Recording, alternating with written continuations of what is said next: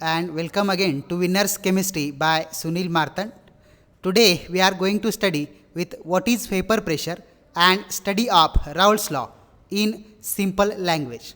So with the continuation with the same topic as solution, I, Mr. Sunil Marthan, welcome you to my channel Winners Chemistry by Sunil Marthan. In order to study this Raoult's law, we first must know what is a vapor pressure. तर बघा, राऊल्ट्स law आपल्याला शिकायचा आहे आणि त्याच्यासाठी सगळ्यात पहिल्यांदा आपण बघूया की व्हेपर प्रेशर म्हणजे काय असतं ते. तर व्हेपर प्रेशर समजून घेण्याच्या अगोदर आपण evaporation, volatile liquids, non volatile liquids आणि त्याचबरोबर व्हेपर म्हणजे काय ह्या कन्सेप्ट्स आधी समजून घ्यायच्या आहे. स्टार्ट करूया. त्यासाठी बघा, all liquids they have tendency for the evaporation. That is, liquids they have tendency for the evaporation. म्हणजे कुठलंही लिक्विड त्याच्या लिक्विड स्टेटमधून गॅस स्टेटमध्ये जाण्याची टेंडन्सी पजेस करतं. पण सगळ्याच लिक्विडची लिक्विड टू गॅस जाण्याची टेंडन्सी सेम नसते. काही लिक्विड्स लवकर लिक्विडमधून गॅस स्टेटमध्ये कन्वर्ट होतात, पण काही लिक्विड्स लवकर कन्वर्ट होत नाही. ह्यावरून ह्या लिक्विड्सचे एकूण 2 गटात क्लासिफिकेशन केलेले आहे. काही लिक्विड्स जे लवकर लिक्विड टू गॅस कन्वर्ट होतात अशा लिक्विड्सना आपण म्हणतो volatile liquids. So volatile liquids are the liquids which easily evaporate from their liquid state to gaseous state. This volatile liquids they have low boiling point than the water. म्हणजे बघा, volatile liquids हे त्याच्या liquid स्टेटमधून gas स्टेटमध्ये लवकर रूपांतरित होतात. त्यांचा boiling point हा पाण्यापेक्षा म्हणजे 100 डिग्री सेल्सिअसपेक्षा कमी असतो. अशा सगळ्या लिक्विड्सना आपण होलाटाईल लिक्विड्स म्हणतो. इथाइल ॲसिटेट, ॲसिटोन, इथेनॉल ही काही होलाटाईल लिक्विड्सचे एक्झाम्पल्स आहेत. And those liquids which do not evaporate easily they are called as the non volatile liquids. आणि जे लिक्विड लवकर इव्हॅपरेट होत नाहीत त्यांना आपण नॉन होलाटाईल लिक्विड्स असं म्हणतो. Volatile liquids, as they undergo change from their liquid state to gaseous state, the gaseous state of a substance is called as a vapor. कुठल्याही लिक्विडची गॅस स्टेट ही वेपर या नावानं आपण ओळखतो.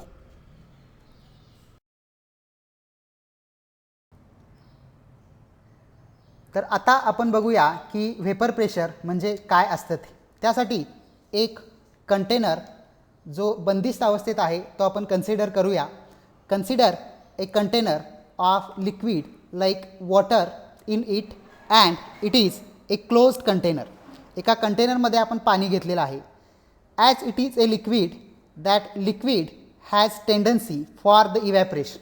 हे लिक्विड जे आहे हे इव्हॅपरेशनची टेंडन्सी ठेवतं आणि त्याचं कन्व्हर्जन इव्हॅपरेशन झाल्यामुळं त्याच्या गॅस स्टेटमध्ये होतं.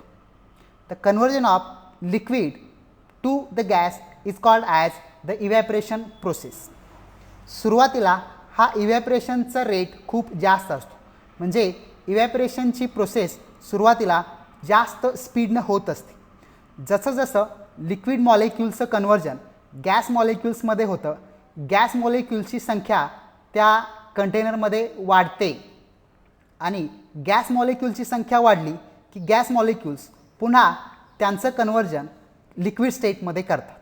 The conversion of gas molecules into liquid molecules is called as the condensation process. So evaporation and condensation are the reverse processes of each other.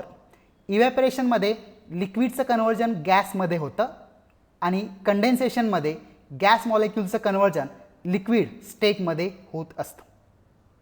दोन्ही एकमेकांचे रिव्हर्स प्रोसेसेस आहे आणि त्याचबरोबर सुरुवातीला ह्या प्रोसेसमध्ये इव्हॅपरेशनचा रेट जास्त असतो आणि कंडेन्सेशनचा रेट कमी असतो. पण जसं जसं लिक्विड मॉलिक्युल्सचं कन्व्हर्जन गॅस मॉलिक्युल्समध्ये होतं, इव्हॅपरेशनचा रेट कमी कमी होतो आणि कंडेन्सेशनचा रेट इन्क्रीज होतो. Initially the rate of evaporation is more and that of rate of condensation is less.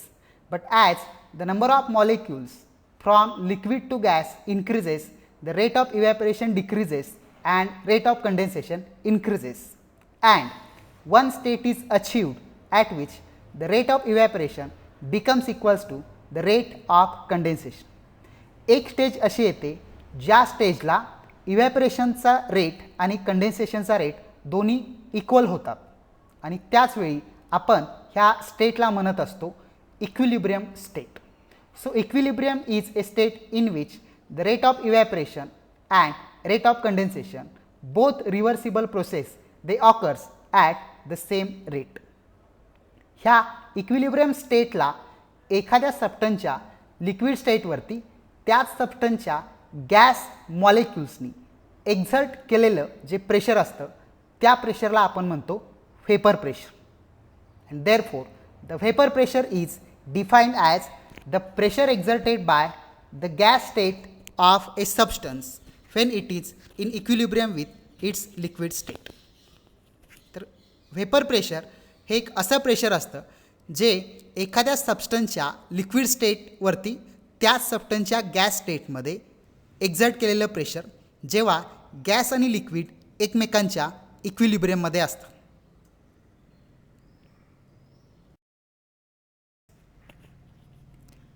Vapour pressure जर आपणाला अधिक चांगल्या पद्धतीने समजलं असेल तर राऊल्स लॉ समजून घेणं आपणाला सोपं होतं. म्हणून आपण आता शिकणार आहे vapour pressure of solutions of liquids in liquid. दोन लिक्विड कंपोनंटचं व्हेपर प्रेशर, दोन लिक्विड कंपोनंटच्या सोल्युशनचं व्हेपर प्रेशर कसं असतं हे आपणाला शिकायचं आहे. तर त्याच्यासाठी बघा आपण consider A solution containing two volatile components as A1 and A2.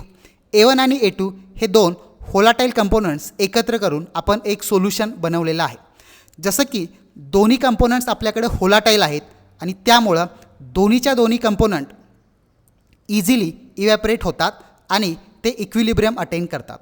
As A1 and A2 both the components are volatile they will evaporate very easily and attain and equilibrium. म्हणजे दोन्ही सबस्टन्सची व्हेपर स्टेट आपणाला तिथं बघायला मिळेल आणि ह्या दोन्ही सबस्टन्सच्या vapour स्टेटमध्ये A1 आणि A2 ह्या दोघांचंही कंपोजिशन आपणाला तिथं ऑब्झर्व होईल. Therefore both the components they are observe in the vapour state. आता जी व्हेपर फेज आहे त्याच्यामध्ये A1 आणि A2चं मिळून जे प्रेशर आहे त्याला आपण म्हणतो टोटल प्रेशर आणि त्या टोटल प्रेशरमधून एकट्या A1च्या प्रेशरला आपण म्हणतो पार्शियल प्रेशर ऑफ A1 आणि A2च्या प्रेशरला म्हणायचं partial pressure of A2. As we have the total vapour pressure of the solution out of total vapour pressure the vapour pressure of A1 is called as the partial pressure of A1 and that of A2 is called as partial pressure of A2. Therefore, the partial pressure of these components is related with the mole fraction. तर हे जे partial pressure आहे ह्या partial प्रेशरचं त्याच्या मोल fraction बरोबर relation असतं आणि हे रिलेशन आपण एक्सप्लेन करत असतो राऊल्स लॉच्या माध्यमातून. This relationship can be explained on the basis of Raoult's law. तर सगळ्यात पहिल्यांदा आपण राऊल्स लॉचं स्टेटमेंट बघूया. The Raoult's law can be stated like this. The partial vapour pressure of any volatile component of a solution is the product of vapour pressure of pure component and mole fraction of the component in the solution. Therefore I shall repeat the partial vapour pressure of any volatile component of a solution is the product of vapor pressure of pure component and mole fraction of the component in the solution. तर एखाद्या सोल्युशनमध्ये सोल्युशनचं जे vapour pressure असतं ते त्याच्यामधल्या एखाद्या कंपोनंटचं partial vapour pressure हे त्या कंपोनंटच्या pure vapour pressure आणि मोल फ्रॅक्शनच्या मल्टिप्लिकेशन इतकं असतं. हा आपल्याकडं राऊल्स लॉ आहे आणि हा राऊल्स लॉ आपण डिटेलमध्ये आता समजून घ्यायचा आहे.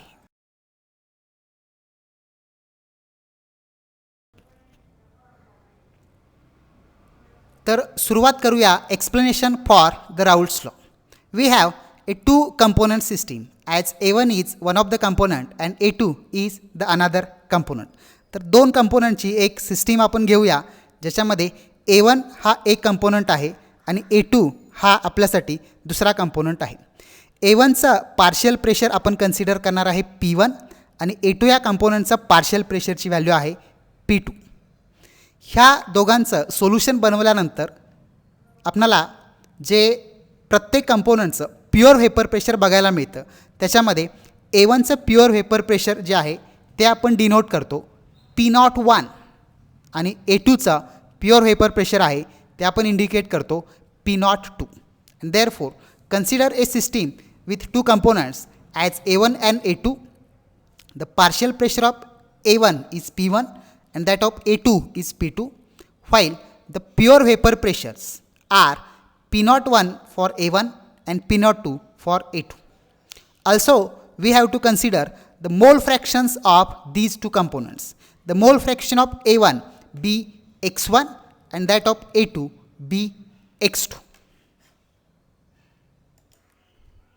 Now, applying the Raoult's law for the both the components. आपण ह्या दोन्ही कंपोनंट्सना राऊल्ट्स लॉ जर अप्लाय केला तर बघा, जसं की पार्शियल प्रेशर म्हणजे प्युअर व्हेपर प्रेशर आणि त्या कंपोनंटचा मोल फ्रॅक्शनचं मल्टिप्लिकेशन असतं, म्हणून आपण अप्लाय करूया Raoult's law. So according to Raoult's law, the partial pressure of component A1 that is P1 is equals to the pure vapor pressure of component P01 into its mole fraction as X1, and similarly for component 2 the partial pressure for component A2 which is P2 which is equals to the vapor pressure of pure component P02 into its mole fraction X2. So these are the two equations as per the Raoult's law. तर हे जे दोन equations आहेत हे according to Raoult's law आपण घेतलेले आहेत, पण आपल्याला सोल्युशनचं टोटल प्रेशर कॅल्क्युलेट करायचं आहे. टोटल प्रेशर कॅल्क्युलेट करण्यासाठी आपण Dalton's law of partial pressure वापरणार आहे. So according to the Dalton's law of partial pressure, the total pressure of the solution is the sum of the partial pressures of all the components in the solution. जो की तुम्हाला 11वीमध्ये हा law होता, त्याच्यानुसार आपण total pressure P calculate करणार आहे आणि P according to Dalton's law of partial pressure आपल्याकडं या पद्धतीने येईल. P is equals to P1 plus P2 which is equals to P01 into X1 plus P02 into X2. तर वरच्या इक्वेशन्समध्ये P1 आणि P2चे व्हॅल्यू आपण पुट केलेले आहेत आणि टोटल प्रेशर जे आहे ते आपण या पद्धतीनं कॅल्क्युलेट करतो. पण जसं की आपल्याला माहीत आहे, एखादं बायनरी सोल्युशन घेतलं दोन कंपोनंटचं, तर त्याच्यासाठी आपल्याकडे आहे X1 plus X2 is equals to 1 and also the value of X1 is given as 1 minus X2. तर वरती जे डाल्टन्स लॉ ऑफ पार्शियल प्रेशरचे इक्वेशन आहे P is equals to P01 into X1 plus P02 into X2, ह्या इक्वेशनमध्ये X1ची value आपण put करणार आहे 1 मायनस X2. तर ही व्हॅल्यू पुट केल्यानंतर आपल्याकडं इक्वेशन येईल टोटल प्रेशरची व्हॅल्यू या पद्धतीने. बघा, P is equals to P01 into 1 minus X2 plus P02 into X2. ह्या इक्वेशनमध्ये आपण X1ची व्हॅल्यू पुट केलेली आहे 1 मायनस X2. आपण P01नं 1 मायनस X2 ह्या ब्रॅकेटला मल्टिप्लाय करू. Therefore multiplying by P01 to the whole bracket we get the equation as P01 minus P01 into X2 plus P02 into X2. पुन्हा एक थोडीशी रिअरेंजमेंट या पद्धतीनं करूया.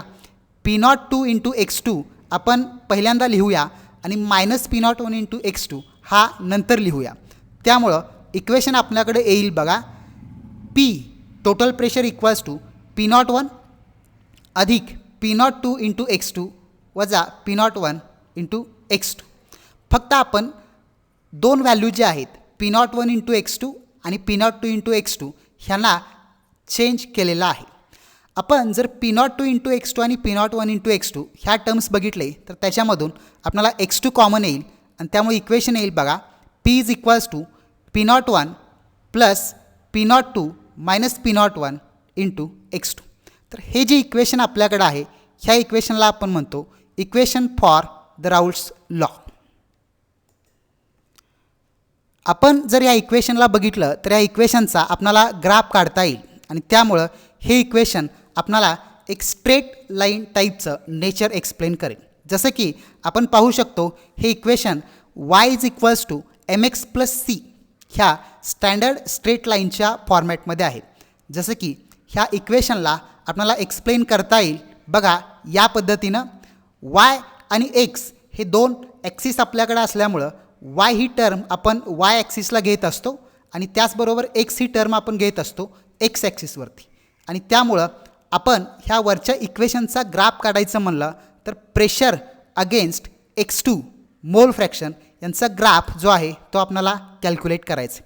जसं की ह्या इक्वेशनला आपल्याला आणखीन थोडं डिटेल एक्सप्लेन करता येईल की हे जे इक्वेशन आहे हे एका स्ट्रेट लाईनला करस्पॉन्ड करत असतं ज्याच्यामध्ये m हा त्याचा स्लोप येत असतो त्या स्ट्रेट लाईनचा आणि c ही जी व्हॅल्यू असते ही y ॲक्सिसचा इंटरसेप्ट येत असते. त्यामुळं हे जे इक्वेशन आहे हे स्ट्रेट लाईन इक्वेशन ज्याच्यामध्ये y घ्यायचा आपण y ॲक्सिसला, x घ्यायचा x ॲक्सिसला, m हा त्याचा स्लोप येतो आणि c येत असतो त्याचा y ॲक्सिस इंटरसेप्ट. तर आपण हा p is equals to p01 plus p02 minus p01 into x2 ह्या इक्वेशनचा ग्राफ स्टडी करायचा आहे. y ही टर्म y ॲक्सिसला घ्यायचा, c ही टर्म येत असते y ॲक्सिस इंटरसेप्ट, m हा येतो आपल्याकडं स्लोप आणि x घेत असतो आपण x ॲक्सिसवरती.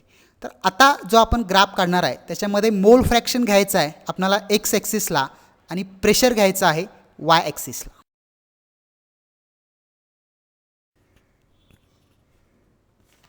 तर आता आपण बघूया वेपर प्रेशर आणि मोल फ्रॅक्शनचा एकमेकांशी असणारं रिलेशन ग्राफच्या माध्यमातून आपल्याला शिकायचं आहे. राऊल्स लॉचं जे इक्वेशन आहे त्या इक्वेशनचा ग्राफ आपल्याला या पद्धतीनं देता येईल. इक्वेशन आहे आपल्याकडं जे एक्सप्रेस करतं variation of vapour pressure against the mole fraction of the solute. We have the equation as p is equals to p01 plus p02 minus p01 into x2 and the equation is in the form of y is equals to mx plus c. We have the vapor pressure on the y axis and that of mole fraction x2 on the x axis. जसं की आपण मागे बघितलं x ॲक्सिसला मोल fraction आणखी y ॲक्सिसला आपण vapour pressure घेत असतो.